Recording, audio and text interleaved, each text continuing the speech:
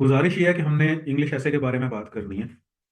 और इंग्लिश ऐसे सीएसएस का हो या पीएमएस का हो, उसकी कुछ रिक्वायरमेंट्स ऑलमोस्ट सेम ही होती हैं। अगरचे उसमें जो वर्ड काउंट है उसका डिफरेंस होता है, और टाइम ड्यूरेशन का फर्क होता है। लेकिन उसके जो स्ट्रक्चरल एलिमेंट्स हैं और जो स्टाइल के एलिमेंट्स हैं वो ऑलमोस्ट सेम होते हैं। अच्छा, मैंने जो आप लोगों को पढ़ाना है इसके दो पार्ट्स हैं। आप यूं समझो, एक थ्योरी का पार्ट है और एक प्रैक्टिकल है। एक थ्योरी, एक प्रैक्टिकल। तो आज कुछ थ्योरेटिकल पार्ट मैं आपको बता दूं। जैसे कि पॉइंट नंबर 1 पे ये आपके साथ मैंने शेयर किया है पेपर इंस्ट्रक्शन सीएसएस और पीएमएस का। सीएसएस का पेपर में वो क्या इंस्ट्रक्शन देता है, आज उसे डिस्कस करते हैं। उसके बाद ये समझें, ये एक थ्योरी वाला पार्ट। इस थ्योरी वाले पार्ट के बाद पेपर के ऊपर ये लिखा होता है, make an outline and right a comprehensive ऐसे 2500 वर्ड्स या 3000 वर्ड्स का ऐसे होना चाहिए on any one of the given topics. 10 topics दिए जाते हैं जिसमें एक के ऊपर आपने काम करना होता है। Make sure you use different forms of discourses. और कहता है कि आप डिफरेंट टाइप्स के डिस्कोर्सेज को यूज करें। डिफरेंट टाइप के डिस्कोर्सेज कौन कौन से बिल्फर्स। अच्छा, डिस्कोर्स के बारे में मैं आपको बताता हूँ कौन कौन से बिल्फर्स। Exposition, argumentation, description,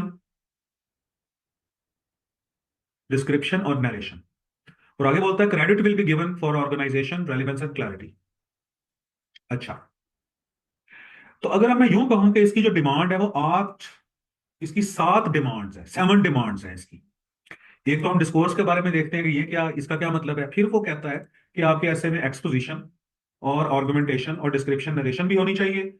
organisation, relevance और क्लैरिटी भी होनी चाहिए। इन चीजों को हम डिस्कस कर लेते हैं। सबसे पहले आप देखें डिस्कोर्स को।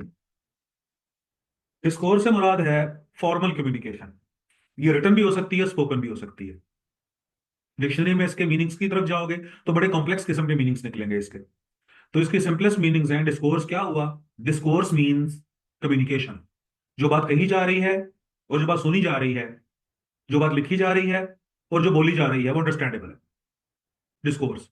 और ये क्योंकि हम सीएसएस के पेपर की बात कर रहे हैं तो लिहाजा ये फॉर्मल कम्युनिकेशन है, ये फॉर्मल डिस्कोर्स है।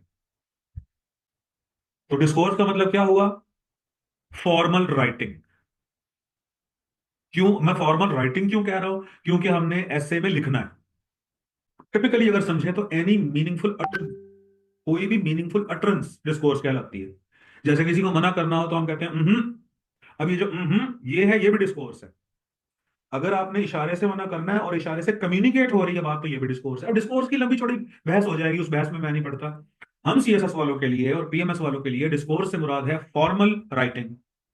फॉर्मल राइटिंग, ये हो गया पहली बात। अच्छा, अब वो कहता था कि आपके ऐसे में डिफरेंट टाइप्स के डिस्कोर्सेज चाहिए। उन डिस्कोर्सेज में सबसे पहली बात उसने की कि एक्सपोजिटरी डिस्कोर्स होना चाहिए। जब हम एक्सपोजिटरी डिस्कोर्स की बात करते हैं, एक्सपोजिशन की बात करते हैं, तो उसका मतलब होता है इंफॉर्मेशन देना, एविडेंस देना, एनालिसिस करना और ऑब्जेक्टिव टोन रखना। ऑब्जेक्टिव टोन का मतलब होता है इम्पार्शियल टोन। ऑब्जेक्टिव टोन का मतलब बायस्ड या शिद्दत पसंद टोन नहीं होनी चाहिए। जैसे अभी मैंने आपको बोला कि यूं ना कहो कि Quaid Azam is the best politician of subcontinent. आप कहो कि Quaid Azam is one of the best politicians of subcontinent. One of the best politicians. अच्छा, लैंग्वेज क्लियर होनी चाहिए। लैंग्वेज क्लियर कैसे होगा? कि जब ग्रामर ठीक होगी और स्ट्रक्चर हमारा प्रॉपर बिगिनिंग, मिडल और एंड के साथ स्ट्रक्चर होना चाहिए। अच्छा, अगली बात, आर्ग्यूमेंटेशन क्या है ऐसे में? आर्ग्यूमेंटेशन इन एन ऐसे, आपको मैं यूं समझाऊं, ये ना बेटे थीरी है। इस थीरी को हमने पढ़ना है हर हाल में, क्योंकि जब उसके बाद हम प्रैक्टिकल करेंगे तो हमें कोई इशू नहीं आएगा। ठीक। अब आर्ग्यूमेंट से मुराद होती हैं बेसिकली ये 4 चीजें। सबसे पहले तो ये देखें, जब हम आर्ग्यूमेंटेशन की बात करते हैं तो आर्ग्यूमेंटेशन का मतलब होता है ये 4 पिलर्स। कौन कौन से 4 पिलर्स? स्टेटमेंट, लॉजिक, एविडेंस और रीजनिंग। काउंटर आर्ग्यूमेंट्स जो है इनको हम बाद में देखेंगे, रीबटल को भी हम बाद में देखेंगे। मिसाल के तौर पर अब आर्ग्यूमेंटेशन किस तरह से होती है, पहली बात हम करते हैं।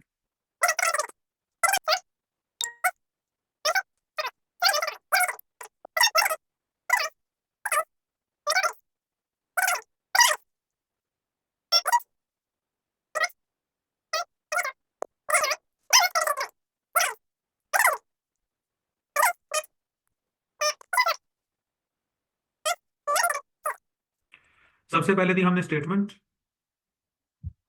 सादा से लफ्जों में हमने कहा smog is harmful for all. उसके बाद हमने दी लॉजिक। लॉजिक क्या दी? कि this is because it carries micro pollutants. उसके बाद हमने दिया एविडेंस। एविडेंस में हम कोई रेफरेंस, कोई वगैरह, कोई रिपोर्ट, कोई रिसर्च वगैरह दे सकते हैं। A recent report from WHO declared Lahore the most polluted city of the world because of smoke. इसकी हमने रीजन क्या दी कि लाहौर क्यों है most polluted city? The reason is that the issue of smog has never been taken seriously. ये चार किस्म के जो पॉइंट्स हैं वो मिलके आर्गुमेंट बनाते हैं। स्टेटमेंट, उसके बाद लॉजिक, उसके बाद एविडेंस, उसके बाद रीजनिंग। अब मेरी बात गौर से समझिएगा। गुजारिश मेरी ये है, एक ही पैराग्राफ के अंदर, गुजारिश मेरी ये है कि एक ही पैराग्राफ के अंदर ये चारों चीजें भी हो सकती हैं। एक ही पैराग्राफ में, यानी कि स्टेटमेंट भी, लॉजिक भी, एविडेंस भी और रीजनिंग भी, एक ही पैराग्राफ में ये चारों चीजें हो सकती हैं। दूसरी सूरत और भी है। फर्ज करें कि आपने पैराग्राफ लिखना शुरू किया और आपने स्टेटमेंट को बढ़ाया, smog is harmful for all, और आपने बढ़ाया specially for kids and people with sensitive health. अच्छा, उसके बाद आपने लॉजिक देनी शुरू की, this is because it carries micro pollutants. आपने लॉजिक बढ़ाई बढ़ाई बढ़ाई और आप दूसरे पैराग्राफ के ऊपर चले गए, यानी मोर ओवर कह के आप दूसरे अगले पैराग्राफ के ऊपर। अच्छा, फिर आपने एविडेंस देने शुरू किए, जैसे कि this is because it carries micro pollutants. जैसे मैं बिलफर्ज इसे बढ़ाता हूं कि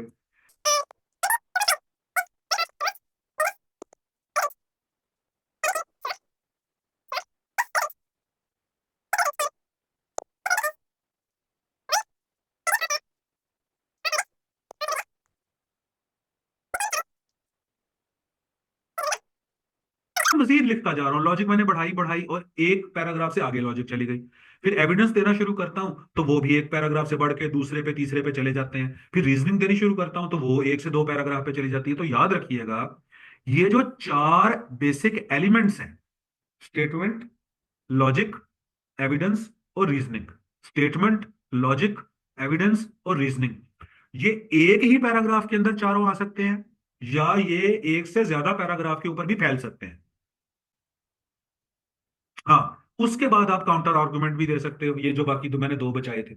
काउंटर आर्गुमेंट का मतलब है कि यहां मैं स्मॉग की बात कर रहा हूं और स्मॉग को कह रहा हूं कि बहुत ज्यादा हार्मफुल होती है, लेकिन मैं काउंटर आर्गुमेंट ये देता हूं कि स्मॉग से ज्यादा हार्मफुल चीजें भी हैं, और फिर उन हार्मफुल चीजों का जिक्र करके फिर मैं दोबारा रिबटल रिबटल देता हूं। अब इसकी मिसाल ले लेते हैं। हम वन साइडेड अप्रोच में भी रह सकते हैं। अजीजुल्लाह मुझे मैसेज पे कह रहे हैं कि सर ये इररेलेवेंट हो जाएगा। देखें, अगर मैं डेंगू के ऊपर चला गया, या अगर मैं कोरोना के ऊपर चला गया और उसका रिबटल ना दिया, फिर वो इररेलेवेंट होगा। अब देखें, अब रिबटल में मैं क्या करता हूं, जैसे दुश्मन का दुश्मन दोस्त होता है ना, दुश्मन का दुश्मन दोस्त होता है। अब मैंने डेंगू का या कोरोना का जिक्र करके फिर दोबारा उसके खिलाफ बात की। अब काउंटर आर्गुमेंट जब आप करते हो तो उसको रिबटल कहते हैं। देखिए, मैं आपको यूं बताऊं, फर्ज करें आप लिख रहे हैं कि स्मॉग जो है वो बड़ी हार्मफुल चीज है। आप अपना नाम ना लेके लिखो, आप कहो कि some people consider that smog is not a big issue because they have their own vested interests. ये भी तो काउंटर आर्गुमेंट हुआ ना इसका। लेकिन उसके बाद फिर अपनी बात करो। मैं कहता हूं कि जी सिगरेट नोशी जो है ना वो सेहत के लिए मुजिर है। ठीक है, ये मेरा एक आर्गुमेंट दे दिया मैंने कि smoking is detrimental, smoking is injurious to health. ये एक आर्गुमेंट का अब काउंटर आर्गुमेंट कैसे दूंगा मैं? कि कई लोग ऐसे हैं कि जो स्मोकिंग की वजह से नहीं मरते। तो मैं कहूंगा कि स्मोकिंग तो इतनी हार्मफुल नहीं है जितना जितनी हार्मफुल अल्कोहल है। अच्छा, अब ये मैंने काउंटर आर्गुमेंट दिया। फिर दोबारा अपने मेन आर्गुमेंट पे जाने के लिए मैं कहूंगा, अब आप मुझसे ये सवाल पूछ सकते हो कि सर ये बताएं कि ये जो नरेशन और डिस्क्रिप्शन है ये तो कहानियों में नहीं होती।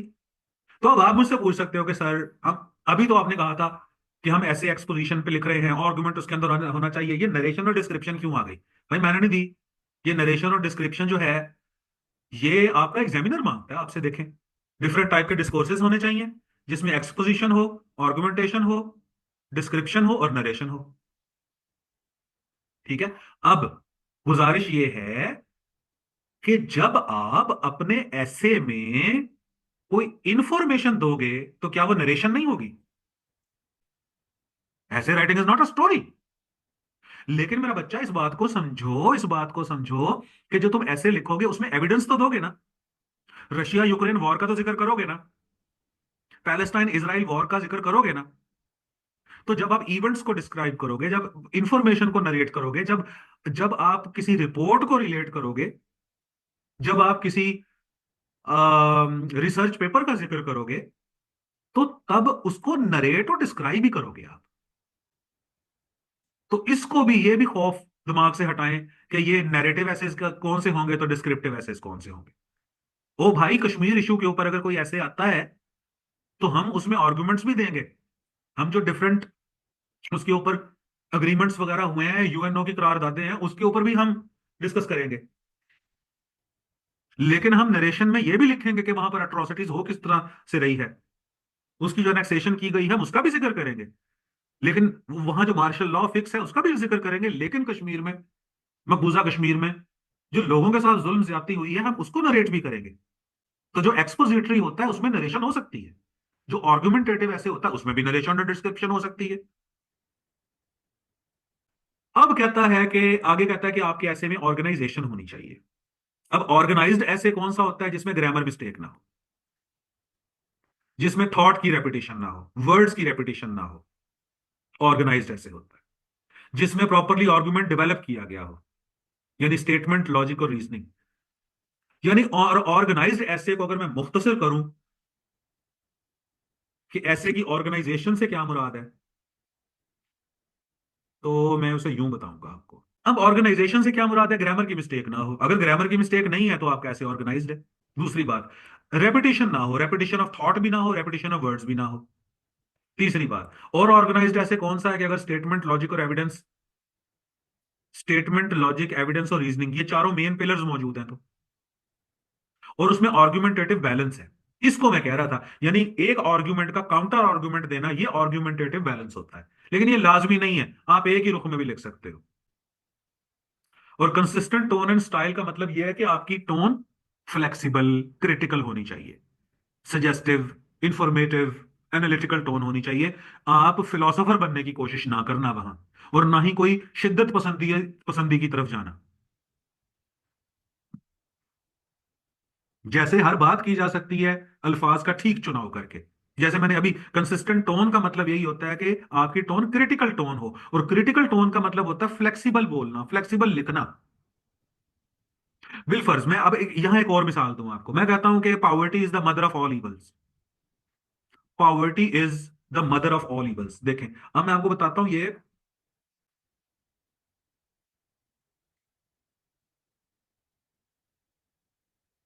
ये फिक्रा एक मुकर्रर का फिक्रा तो हो सकता है, एक क्रिटिक का फिक्रा नहीं है। भाई आप कौन होते हो कहने वाले कि तमाम फसादात की जो जड़ है वो पॉवर्टी है? तो यहां इस ऑल को हटा के अगर यहां पर सेवरल लिख दिया जाए, तो अब ये क्रिटिकल सेंटेंस है। अब इसका डिस्कोर्स क्रिटिकल डिस्कोर्स, अब इसकी टोन क्रिटिकल टोन है। देखिए कितना फर्क है ऑल में और सेवरल में। ऑल में और ऑल जब आप बोल रहे हो, ऑल जब आप बोल रहे हो, तो आप कोई अपनी बात में फ्लेक्सिबिलिटी छोड़ ही नहीं रहे, आप कोई दूसरी बात सुनने को तैयार ही नहीं हो। लेकिन अगर आप यहां पर लिखते हो सेवरल, तो सेवरल बहुत से इवल्स की जड़ हो सकती है, लेकिन तमाम इवल की तो जड़ नहीं है ना वो।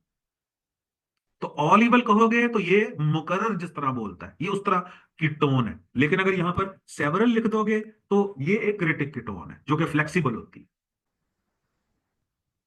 हाँ। अब हम देखो मुजम्मिल, आप कहते हो कि, आप कहते हो कि इसको हम यूनिवर्सल ट्रूथ के तौर पर ले सकते हैं। हम क्रिटिक्स यूनिवर्सल ट्रूथ भी तो नहीं मानते ना किसी चीज को। हम कहते हैं कि हर चीज वेरिएबल है, हर चीज के अंदर फ्लेक्सिबिलिटी, हर चीज के अंदर पॉसिबिलिटी मौजूद है। हम क्रिटिक्स जो होते हैं, हमारा ये तरीका होता है बात करने का। तो हम जो क्रिटिक्स होते हैं ना, वो बड़े फ्लेक्सिबल होते हैं। हम कहते होते हैं कि बात जरूर कीजिए, लेकिन उसके ऊपर लकीर ना खींचिए कि भाई भाई इस थॉट के अलावा कोई थॉट और है ही नहीं। यानी काउंटर आर्गुमेंट सुने तो सही। बेशक आप अपने आर्गुमेंट के ऊपर रहें, बरकरार रहें, लेकिन काउंटर आर्गुमेंट सुने तो सही कम से कम। तो यही हम ऐसे के अंदर भी करते हैं कि अपना जो स्टांस दे रहे होते हैं उससे अलग कोई डिफरेंट स्टांस भी देते हैं, लेकिन फिर अपने स्टांस पे भी आ जाते हैं। और फ्लेक्सिबल से क्या मुराद है? वेलकमिंग होना। आप नहीं किसी को पसंद करते, कम से कम बात तो सुनो ना उसकी। आपको नहीं कोई थ्योरी या फिलोसफी पसंद आ रही, कम से कम पढ़ो तो सही ना उसको। अब पांचवी बात है रेलेवेंस इन एन ऐसे।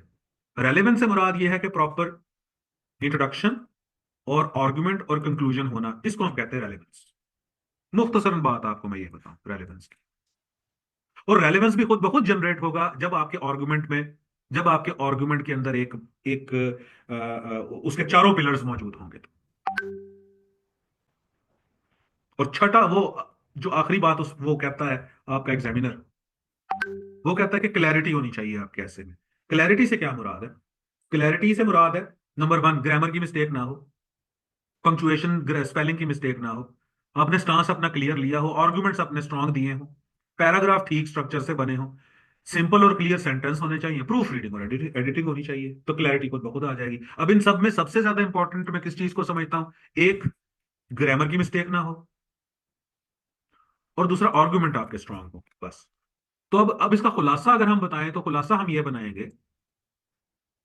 कि आप एक ऐसा ऐसे लिखें जिसके अंदर इंफॉर्मेशन भी हो, स्टेटमेंट्स भी हो, जिसमें आप एविडेंसेस भी दो, लॉजिक भी दो, उसके अंदर अगर किसी चीज को नरेट करना है, डिस्क्राइब करना है, वो भी करो, आर्गुमेंट्स के पिलर भी बनाओ, ऑर्गेनाइज्ड वे में लिखो, उसकी proper beginning middle and and होना चाहिए, रेलेवेंस हो, रेलेवेंस। रेलेवेंस भी मैंने आर्गुमेंट से इसको रिलेट किया है कि आर्गुमेंट अगर आपका रेलिवेंट हुआ, एक आर्गुमेंट अगर आपको बनाना आ गया, तो आपको पूरा ऐसे में रेलेवेंस की ऐड करनी आ जाएगी। आज मैं होमवर्क भेजता हूं आपको, आज मैं आप सबको होमवर्क भेजूंगा सिर्फ आर्गुमेंट बनाने पे। तो ये थी पेपर इंस्ट्रक्शंस को हमने किया है डिस्कस। पेपर इंस्ट्रक्शंस के बाद कल हम करेंगे जनरल इंस्ट्रक्शंस, ये जो मैं आपको दूंगा। कुछ चीजें मैंने अपनी अपनी फाइंडिंग्स हैं, ये बड़े मजे की फाइंडिंग्स हैं। उसके बाद हम पे डायरेक्ट ऐसे में चले जाएंगे कि भाई आप लोगों ने ऐसे किस तरीके से डेवलप करना है।